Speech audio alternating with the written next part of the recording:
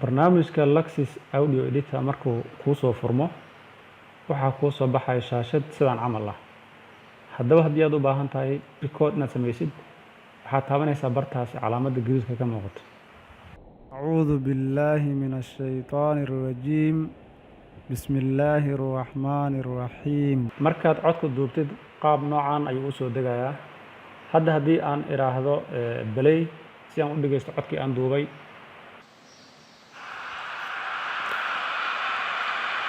أعوذ بالله من الشيطان الرجيم بسم الله الرحمن الرحيم. sidaad dareemaysid shucaaca badan ayaa la socda codka. sideed aga saaraysaa marka shucacaasi? markii waad waxaad tegaysaa saddexdaas dhibcood ee geeska midig, kadib waxaa ka dooranaysaa effects. hoos baad soo aadaysaa, halkan waxaa ka dooranaysaa noise reduction, kadibna waxaad dooranaysaa apply. okay, hadda ayaan tijaabinaya mar labaad codkii. أعوذ بالله من الشيطان الرجيم بسم الله الرحمن الرحيم. okay, saad arkaysid halkan waxaa ka baxay dhammaan wixii shucaca halkan ku jiray. haddii aad u baahan tahay spacekan weyn inaad iska jartid, waxaad samaynaysaa labadan calaamo ayaad soo wadaysaa sidaan oo kaleeto. kan halkaas ayaad geynaysaa, kadib halkan ayaad ka dooranaysaa delete. saad arkaysid spaceka weynaa halkaas ayuu ku baxay. sidoo kaleeto waxaad samayn kartaa effects markaad tirahdid normalize inaad ku dhufatid. sidoo kaleeto halkan markaad tagtid waxaad dooran kartaa effects.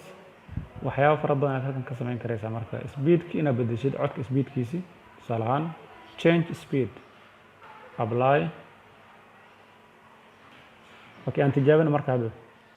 أعوذ بالله من الشيطان الرجيم بسم الله الرحمن الرحيم. si aad maqlaysid ba codku wuu isbedelay. marka codka marna waa weyneyn kartaa, waad yareyn kartaa, speedkaad ku dari kartaa, waad ka jari karaysaa. spaceka dhexda ku jira ayaad baabi'in karaysaa. dhammaan waxaad ka helaysaa saddexda dhibcood, kadib effects.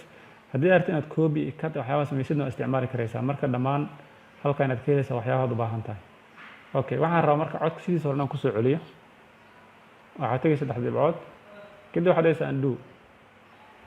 okay, hadda aan tijaabina marka.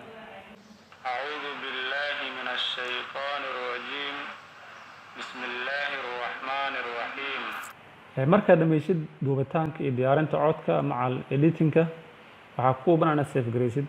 waxaad tegaysaa halka ay ku qoran tahay save, kadib halkan ayaad ku qoraysaa magacii aad ku xasuusan lahayd. tusaale ahaan hadda waxaan ku qorayaa test, kadib waxaad dooranaysaa done. halkani waa halka aad ka xulinaysid nooca ama qaabka aad u duubaysid. mp3 ayaa inta badan codka lagu duubaa. marka mid u wanaagsan oo codka lagu duubana waxaa waaye mp3 inuu codkaaga ahaado. kadib locationkii ayuu ku weydiinayaa, kadib waxaad iska dooranaysaa save. haddii aad u baahan tahay cod hore u duubnaa inaad soo saartid si aad edit ugu samaysidna, waxaad tegaysaa open. meeshii waad tegaysaa locationka aad rabtay, kadibna open ay ku dhufanaysaa. sidoo kaleeta calaamadahan middan gaduudka waa record, tan dhexda ah pause, midda geeska bidix waxaa waaye play, midda geeskana waxaa waaye stop. insha allah intaasi in ka badan baad ka heli karaysaa. barnaamijkan waa barnaamij aad u fiican. cashirkeena maanta intaas ayuu noo jooga. aad baad u mahadsantihiin. asalaamu calaykum waraxmat ullaahi tacaala wabarakaatu.